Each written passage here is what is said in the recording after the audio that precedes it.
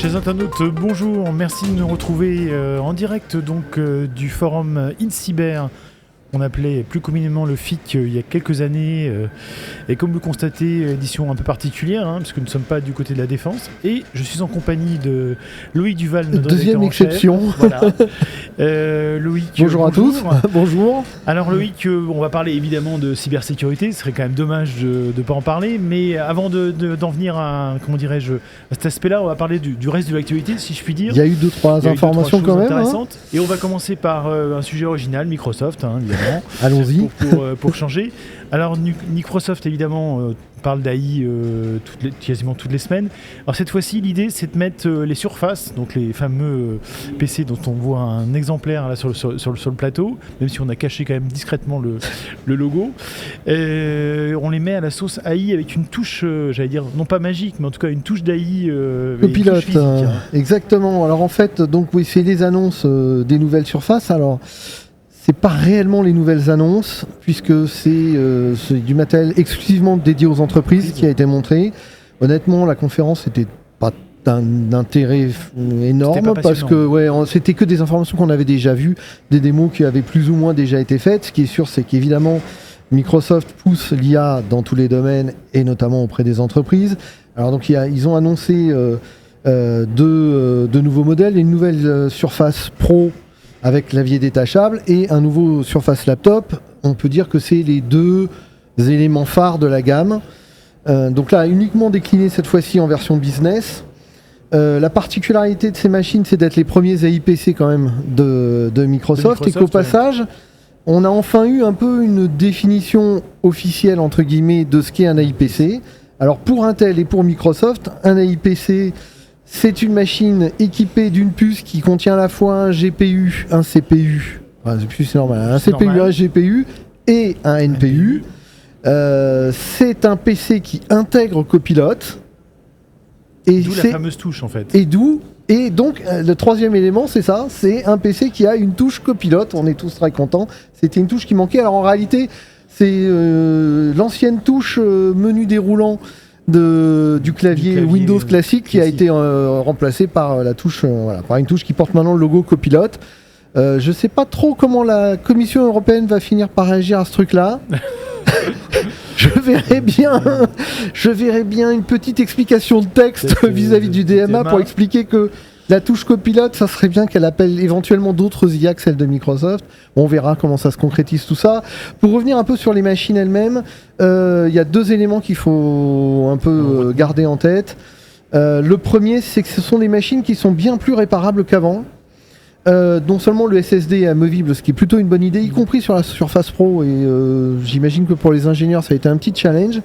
La deuxième idée, par contre, là, elle est vraiment géniale. Elle est toute bête, elle est toute simple, il suffisait juste d'y penser. Ils ont mis du QR code à chaque chose qui peut être retirée de la machine. D'accord. Et quand on flash le QR code, on tombe sur un site qui explique tout simplement comment on retire le capot, comment on retire l'écran, comment on retire le SSD, comment on retire la mémoire, des choses comme ça.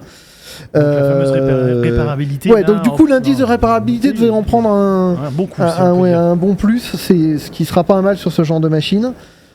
C'était un effort que Microsoft avait commencé quand même sur la précédente génération, mais là vraiment c'est quand même clairement marqué. Et pour les entreprises c'est très important.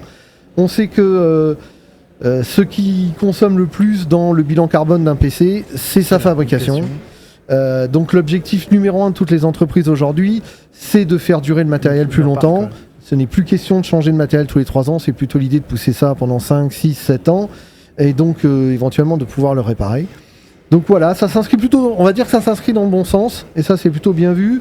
La deuxième nouveauté, c'est que finalement Microsoft accompagne le lancement de ces nouvelles machines estampillées business d'un nouveau portail de gestion de flotte. D'accord. Avec des fonctions d'administration et de choses comme ça. Bon, c'est pas forcément très original, mais c'est plutôt bien vu. C'est intégré à Intune, mais c'est aussi disponible en dehors d'Intune. C'est le MDM pour tout le monde. Voilà, c'est un peu des fonctions de MDM, mais avec des fonctions qui sont vraiment du coup centrées sur les surfaces et sur certaines des particularités des surfaces, avec notamment les secure chips et des choses comme ça.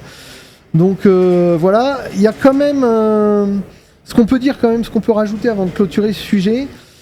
C'est que les annonces donc du 21 mars, c'est ça, a été essentiellement orientées business. On attend beaucoup d'une autre conférence qui a été annoncée juste avant, qui aura lieu le 28 mai.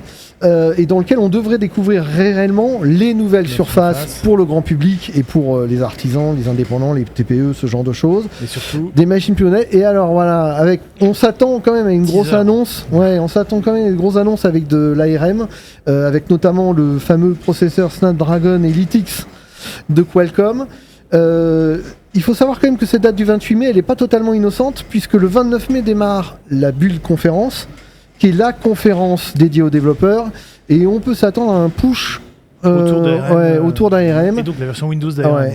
Et de Windows en ARM, d'autant qu'il y a d'autres bonnes nouvelles qui sont arrivées au passage, puisque cette semaine, Google a officialisé Chrome en version ARM 64 bits sous Windows. Donc l'air de rien, petit à petit, cet écosystème ARM Windows, qui était très très pauvre, l'est un peu moins. Et d'autant que, au même passage cette semaine, Qualcomm, qui quand même donne des informations un peu au compte-gouttes comme ça, l'art du teasing, a balancé que oui, les jeux PC Intel fonctionneraient Just Work, fonctionneraient comme attendu. Sur des machines ARM, on attend beaucoup quand même de cette Elite X, c'est curieux, on est curieux de voir ça. C'est vrai qu'aujourd'hui la problématique c'est quand même les machines. Ça va être intéressant parce que on va pouvoir remettre ça en balance un peu avec ce que fait Apple et les M3, donc ça va être marrant. Je pense que c'est un truc, ça va être en tout cas une conférence à suivre. Et suite à la fin du mois de mai. Ouais, le 28 mai. Voilà. En attendant, on continue une autre saga, celle de Broadcom et du rachat de VMware. Et cette fois-ci c'est le CISPE, le CISP. Donc c'est grosso modo une association d'opérateurs cloud européens. Oui, tout à fait. On y trouve des Français comme Outscale, comme Infoclip, comme Clever Cloud, il y en a quelques-uns comme ça. Je crois même qu'AWS fait partie du CISP en fait.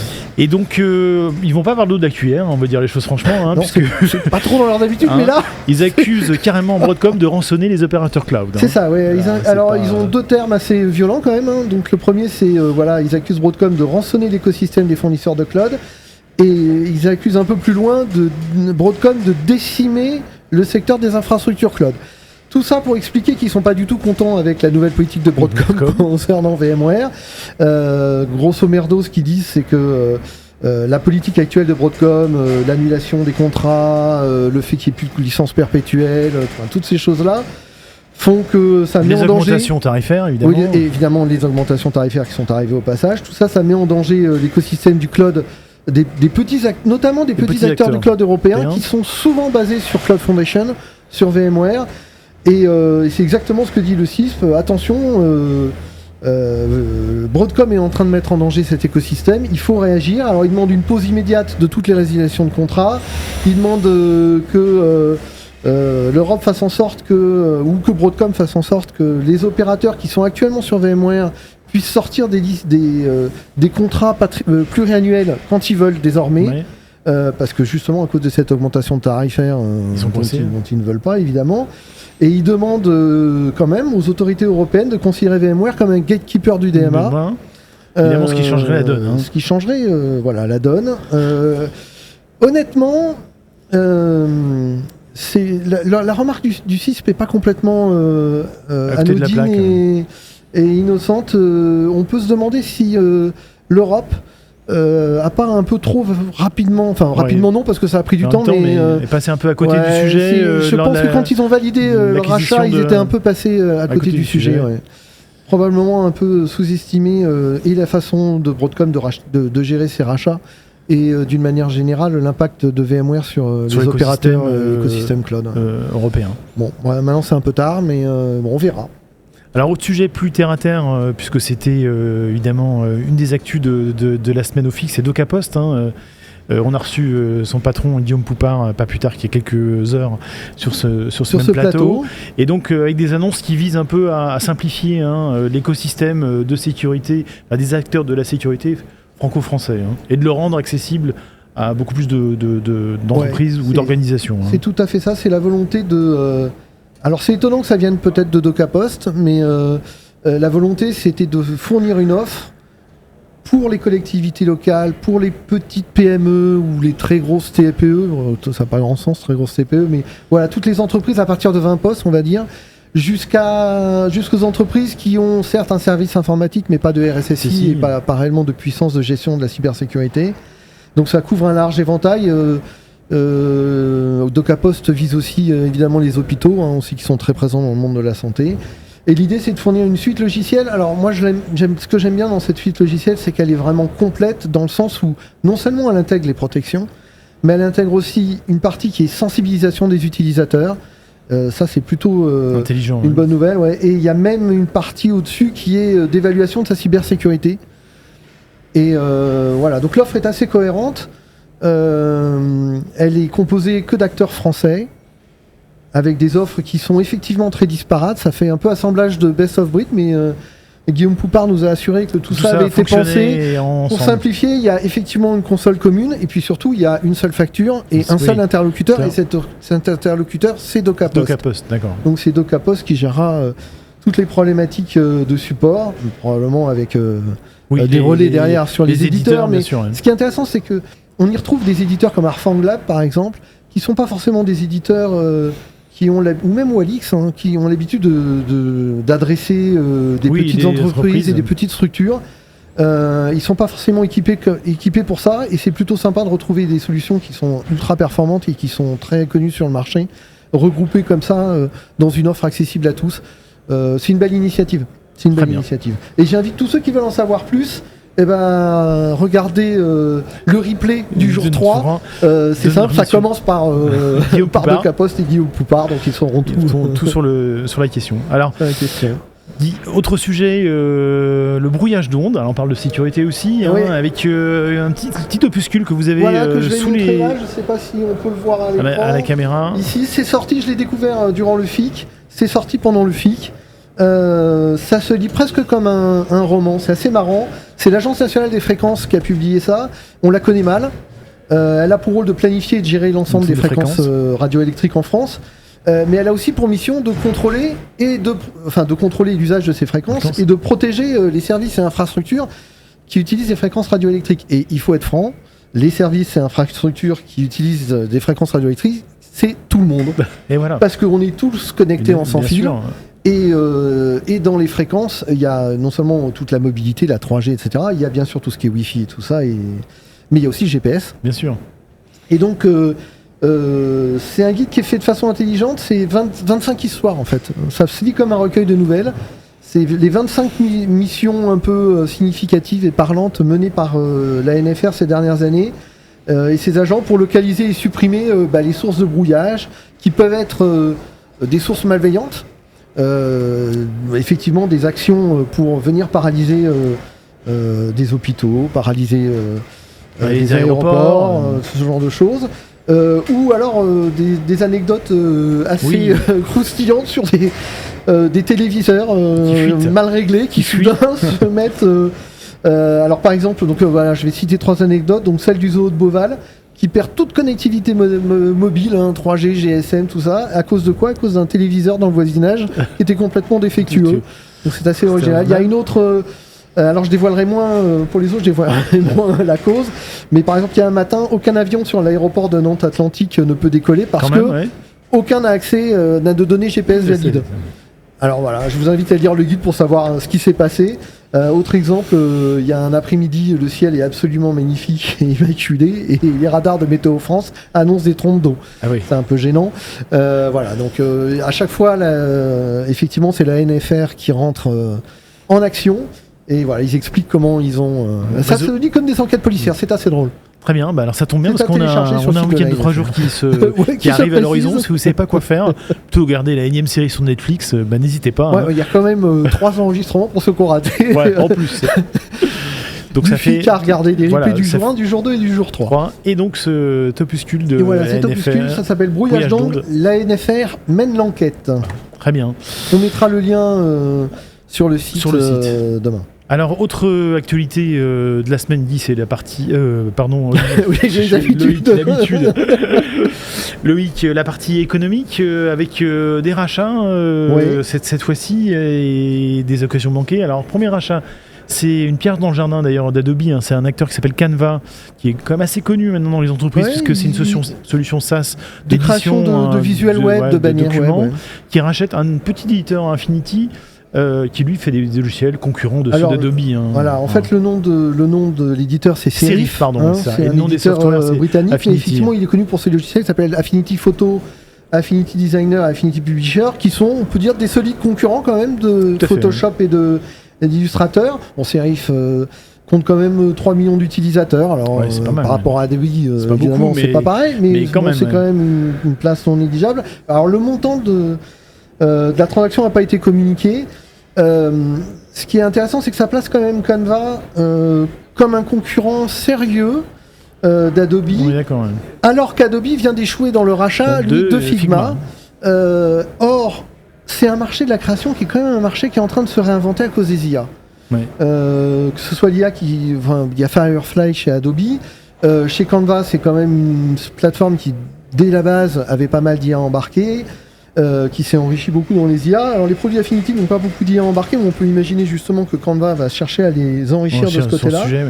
Et dans un marché qui est en train de se restructurer parce que les besoins changent, parce que les utilisateurs vont changer à partir du moment où... c'est plus accessible en fait, peut-être. Par une simple requête, je peux créer une belle image et que j'ai pu ensuite qu'à la recadrer, à la mettre... et encore, je peux la recadrer en demandant à l'IA de le faire pour moi.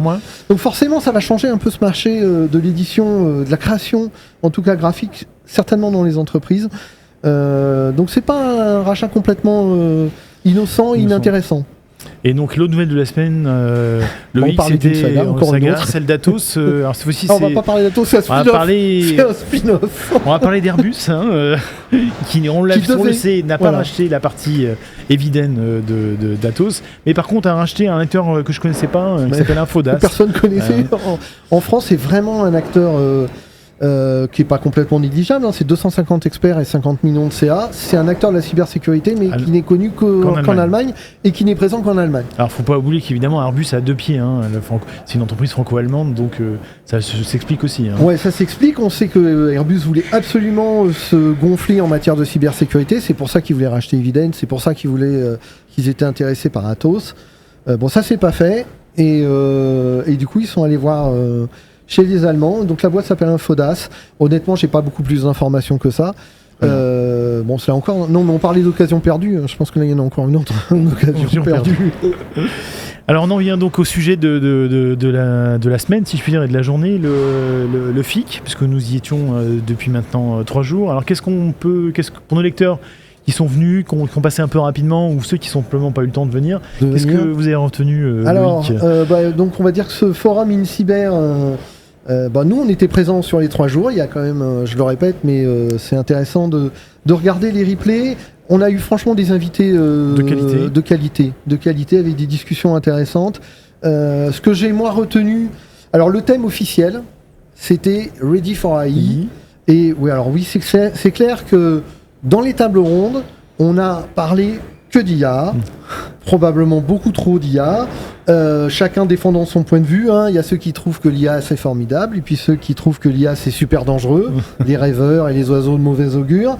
Bref, on a un peu revécu en version live toutes les discussions de la IACT, tu vois, voilà. Un peu l'idée. Alors c'était prévisible, c'était attendu, et en fait c'était quelque peu barbant, pour être tout à fait franc, mais c'était aussi obligatoire. Et alors ce qui est très marrant, c'est qu'il y avait un énorme contraste entre ce besoin de parler de l'IA et puis la réalité du reste du show, les allées où il y a non seulement les éditeurs, mais il y a surtout tous les RSSI qui discutent entre eux. Et alors là, le discours était quand même très très différent. En l'occurrence, c'est marrant parce que même du côté des éditeurs, je m'attendais à sortir la tête truffée de copilotes partout. Et en fait, même les éditeurs ont plutôt eu un discours qui était du genre, qui était finalement l'IA en cyber, on en mange depuis déjà plusieurs années. Il y en a dans tous les produits. On a beaucoup fait de promotion autour du terme IA.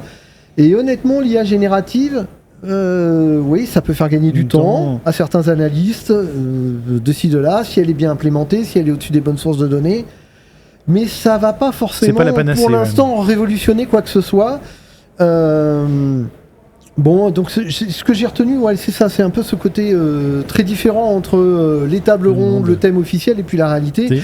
Une réalité du terrain où on a aussi beaucoup parlé des JO, forcément, et de l'impact que ça commence à avoir un peu partout, notamment en termes de... c'est sûr que la plupart des grands acteurs, les OIV, les OSE se sont préparés bien avant, et j'espère pour eux qu'ils sont prêts ou quasiment prêts. Mais il y a toutes les chaînes, les supply chains, les petites entreprises qui découvrent que ça peut avoir des effets de bord sur leur activité. Donc ça a été quand même tout un ensemble de sujets et de discussions. Après, ce que j'ai retenu aussi... évidemment, on a beaucoup parlé des fuites de données, d'autant qu'il y en a eu une encore cette semaine avec la Fédération française de football. Ouais. Bon, alors là, tout le monde... et ça part toujours un peu de la même façon. Ça part toujours d'un compte qui a été d'une usurpation d'identité qui provient d'un phishing à l'origine. On voit que finalement, il n'y a pas beaucoup de grande originalité, mais que les dégâts derrière, c'est toujours des millions de profils. Et qui vont derrière engendrer des millions d'attaques ciblées. Donc tout le monde en parlait, tout le monde était un peu inquiet quand même de tous ces vols, même s'il n'y a pas eu forcément de données hyper sensibles. Les cybercriminels, quand on peut contextualiser et qu'on a le nom, le prénom, l'adresse email et puis d'autres informations, ça permet de faire du phishing très ciblé, et on sait que le phishing très ciblé peut passer. Et d'ailleurs à ce sujet, il y a beaucoup de discussions autour de la sensibilisation. Il y a eu des choses un peu marrantes faites par cybermalveillance.gouv.fr qu'on a reçu, qui s'est amusé à envoyer des emails en promettant Daft Punk et un président dans une soirée. Et quand on cliquait, on découvrait que c'était un test, vous avez échoué. Bon voilà, ils ont... d'ailleurs, le cybermalveillance.gouv.fr était venu à la fois pour présenter son dernier baromètre dont on a parlé dans nos colonnes, mais présenter Sense Cyber, qui est justement un outil... Pour les entreprises. Pour les entreprises, qui permet de sensibiliser, un outil extrêmement accessible qui permet aux TPE et PME, et aux collectivités locales, mais surtout aux TPE et PME, parce que les collectivités locales, la version existait déjà en fait. Et là c'est vraiment une version qui a été repensée pour les PME et les TPE, qui permet simplement de sensibiliser les utilisateurs à tous les problèmes. Ça dure 1h30. Je crois, de mémoire. En 1h30, finalement, on apprend tous les basiques. Et ça permet de sensibiliser tous les collaborateurs à ce sujet. Et s'il faut retenir deux autres choses de ce FIC, c'est essentiellement, c'est une seule chose d'ailleurs, c'est les startups et l'écosystème de startups, qui est toujours aussi vivant. Alors c'est effectivement... une partie du problème en France. Oui, parce qu'après, il faut passer de start-up à scale-up. Voilà. Et c'est pas toujours facile. Voilà, on part à l'étranger. Voilà, on a reçu Jean-Noël de Galzan, exactement, d'Exatrust, qui est revenu un peu là-dessus, qui a expliqué que c'était bien beau d'aider les startups à démarrer, mais qu'il faudrait peut-être aussi les aider. Celles qui sont commencées à s'installer. À prendre un peu d'ampleur, parce que pour devenir des compétiteurs internationaux. On a trop de petits et pas assez de moyens et de gros. Bon, le message est passé. Et dans les petits, on a reçu sur le replay du jour 3 un certain nombre de 4 startups, de startups, 5 startups, 6 startups si on compte notre invité alors j'arrive pas, je vais essayer de retrouver le nom. Alciconi, je crois. Alciconi, oui, c'est ça. Voilà, Alciconi. Après on a reçu les 5 lauréats, c'est Snowpack, Duoki, Sapporo, Idacto et Reversense. Et honnêtement, c'est des technos qui sont pour les DSI qui s'intéressent un peu et les RSSI qui s'intéressent un peu à la techno. Il y a de très très bonnes idées là-dedans. Duoki, c'est leur système de flocons pour rendre toute l'infrastructure invisible. C'est quand même assez étonnant. Duoki qui permet de sécuriser les données cloud sans donner de clés aux acteurs du cloud. C'est pas mal aussi ça. Voilà, il y a vraiment... ça vaut le coup de s'intéresser à ces petites entreprises. On finit là pour le FIC, je pense qu'on a fait le tour. On a fait le tour, mais c'est pas fini en matière d'événements, parce que la semaine prochaine, Loïc, c'est l'AWS Summit, enfin l'édition parisienne de l'AWS Summit, qui est la grand-messe d'AWS en France. Voilà, donc c'est le 3 avril au Palais des Congrès à Paris, c'est la grand-messe, d'ailleurs... on sent la com américaine derrière, il paraît que ça sera le plus grand événement qu'on a jamais vu dédié au cloud, à la data et à l'IA. Façon plus pragmatique, c'est un événement qui est gratuit. C'est surtout un événement qui va permettre de faire un peu un point sur les outils IA proposés par AWS. Oui, qui comme vu de mon prisme me semble un peu quand même en retrait par rapport... qui est un peu toujours à courir derrière Google et Microsoft. Ils ont des solutions, ils ont des vraies solutions, ils ont des modèles. Alors, il y avait aussi beaucoup de services qui jusqu'à présent n'étaient disponibles qu'aux États-Unis et souvent qu'en preview, etc. Je pense à Amazon Q notamment. On espère qu'il y aura des annonces un peu et une plus grande ouverture de toutes ces technologies IA. On notera quand même qu'il y a quelques cofondateurs qui font le déplacement. Il y a ceux de Mistral AI, d'Anthropic et de GameFace. Bon, on espère qu'ils font pas le déplacement juste pour voir parisien. Je pense qu'ils vont venir avec des annonces. Donc du coup, c'est effectivement une journée à suivre. Il y a quand même 150 sessions techniques sur une seule journée. Ça va être intense ça va être intense. Bon, disons que si vous êtes dans l'écosystème AWS, c'est quasiment incontournable. Ouais, c'est incontournable. Voilà. C'est incontournable. C'est ce qu'on peut dire. Et on finit, Loïc, par un coup de cœur pour une anecdote d'un retraité de Microsoft. Alors, c'est à propos de la petite fenêtre formatage que j'imagine la plupart d'entre vous a déjà utilisée. Ouais. Et je vous laisse c'est ça, en fait, on a appris dans un post de Dave W. Plummer, qui est un ancien développeur des équipes Windows, et qui était en charge de développer la fameuse fenêtre de contrôle du formatage des disquettes et des disques pour Windows NT. Donc voilà. Ce qui y a quand même quelques années quand même. Alors il y a une équipe chez Microsoft, il y a une équipe qui fait du design UI, et puis il y a ceux qui font l'implémentation fonctionnelle. Et l'équipe UI était un peu en retard, et donc il dit pour vérifier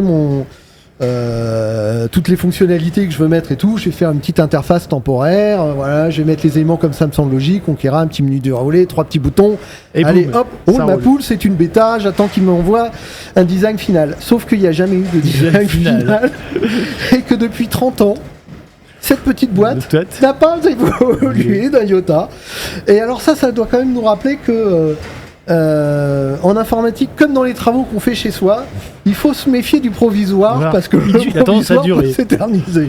Bon, c'est quelqu'un qui nous écoute du côté de Seattle, peut-être un petit du côté de lui, de la fenêtre formatage. On reconnaîtra que cette fonctionnalité est plutôt solide. Oui. 30 ans passé de Windows NT à Windows 2000, de Windows 2000 à Windows XP, de Windows XP à Windows 10, Windows 11. Et peut-être quoi pas Windows 12. Ouais, pour une fonctionnalité bêta, elle était déjà bien solide. Eh ben merci Loïc, je propose qu'on conclue sur cette petite anecdote. Merci à tous de nous avoir suivis et je vous souhaite évidemment un très beau week-end, surtout que là ça va être un week-end prolongé pour beaucoup d'entre vous j'imagine. Et on vous retrouve la semaine prochaine du côté de la défense avec Yarvier. En attendant encore une fois, très belle semaine à toutes et à tous, merci, à très bientôt.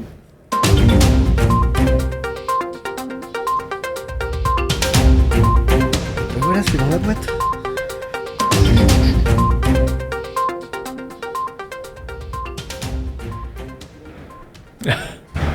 Bon, c'est dans la boîte quand même.